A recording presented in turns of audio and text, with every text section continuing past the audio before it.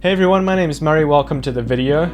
Just got off holiday, so we're going to get back to grinding at work. I'm going to show you how to do this intro sequence for your stream, all in After Effects. You can download the template if you want to. It's for free. Use the coupon free at checkout, or you can pay for it. I appreciate the support. It does help me do what I do on the channel here, so thanks so much. But without further ado, let's jump in.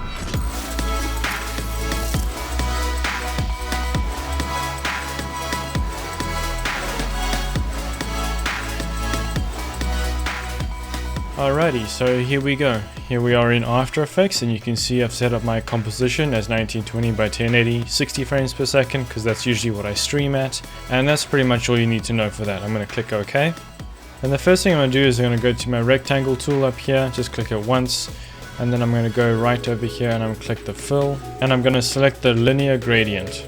Next I'm going to double click that mask layer and I'm going to take the stroke down to 0, and I'm just going to adjust a gradient so that I can put it from one corner to the other, and this just depends on what you want it to look like. I can click on the gradient fill over here and I can change the colors if I wanted to.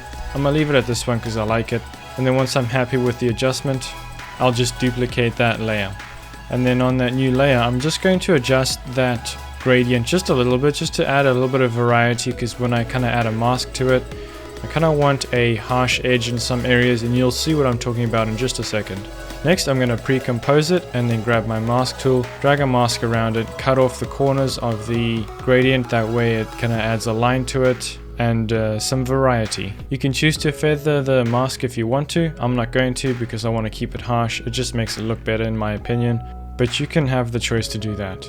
Next I'm just going to click on the fill here and I'm just going to do a solid color instead, and I'm going to make the color kind of a light green bluish. Now what I'm going to do is I'm going to double click the mask here, then when I twirl down into the rectangle and then transform values, I can see skew. So I can adjust the skew to offset both ends of the rectangle. That way it kind of just adds a bit of dimension. Next I'm just going to rotate it and position it along the lines. I'm not going to put it directly over the line because I don't feel that's going to be the best way in my opinion. Obviously if you wanted to do that, you can definitely do that. There's no problem with it. It's just a preference thing. So once I position it the way I want it to, I'm going to keyframe the position, drag it out of frame on that first keyframe, and then I'm going to go further in time and I'm going to drag it out along the same line as I've done that mask previously. That way it looks like this layer is moving along the cut, or where the gradient kind of ends. This will just add some movement to the screen, make it a little less boring,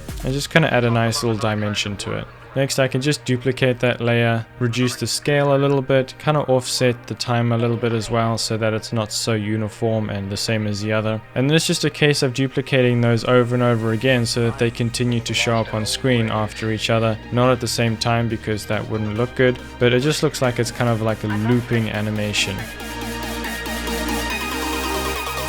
Well, there goes nothing.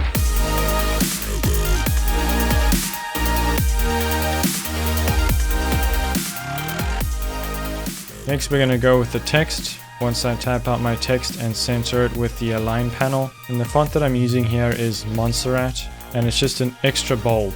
It's just a clean looking font and I like it. Next I can just select certain parts of the text and adjust the color the way I want to. That way the text is not so boring. Then in my effects and presets, I just search for the drop shadow effect, drag that on, adjust the settings to what I want. It just depends on what you prefer. It's just a preference. But you can certainly copy what I have here if you'd like.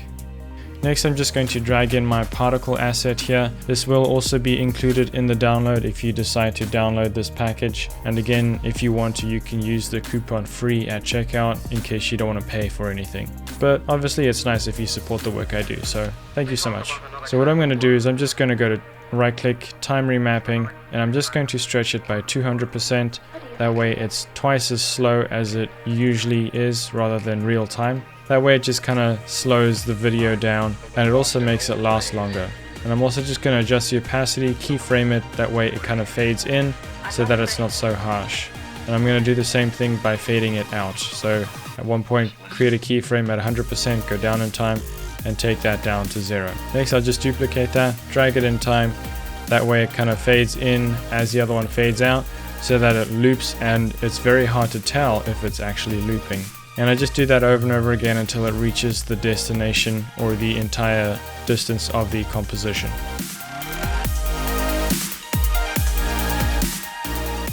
Next, I just pre-compose it, right click, pre-compose, move all attributes to the new composition, and I'm just going to add a curves effect to it. And it just depends on what you want. Again, most of this is just personal preference. That's why it's really nice to just customize your stream the way you want it to look. And you can add a tint to it and just map white to the color that you want. In this case, I'm going to do red, and then I'm actually going to duplicate this and do another one that is blue. That way it just complements it a bit more as well. Obviously, just an extra touch, but sometimes the added little things are the detail that it needs to look good. But then again, you also have to be careful not to overdo it. Next, I just create another text, do 00:00, and then in that layer, the text layer in my timeline, I'm just going to click the down arrow key, and then in the effects and presets, I just grab the slider control, go down to the source text in the timeline here, paste an expression, which I'll include in the download. I'll also put it in the description if you want to copy and paste that. That just allows you to have a timer. Now with the slider, it works in seconds, so 120 seconds is 2 minutes. I'm going to keep this in 2 minutes just for the sake of the tutorial, but you can make it as long as you want. Just make sure the length of your timeline reflects the same time. So if you have 120 seconds for the slider, make sure that your timeline is set to 2 minutes in duration. Now to make sure that it works properly, go to the beginning of your timeline, create a keyframe with the slider control at 0, go to the very end of your timeline and create a keyframe at 120 seconds, assuming you want this intro to be 2 minutes long, and then that's going to be counting up. If you want it to count backwards, just switch the keyframes around, and there you have it. But yeah, hope that was helpful. Remember, you can get it for free. Down in the description there's a link. You can download it with the coupon free at checkout. You don't have to pay anything, but if you do pay for it, I appreciate it. Thank you so much. It helps support what I do here on the channel. If you guys enjoyed and you think the video deserves it, leave a like. It would really help the channel out. Consider subscribing because I'm going to be making more in the future. Visual effects, editing, streaming, graphics, personal development, filmmaking, all that kind of fun jazz. So stick around for that.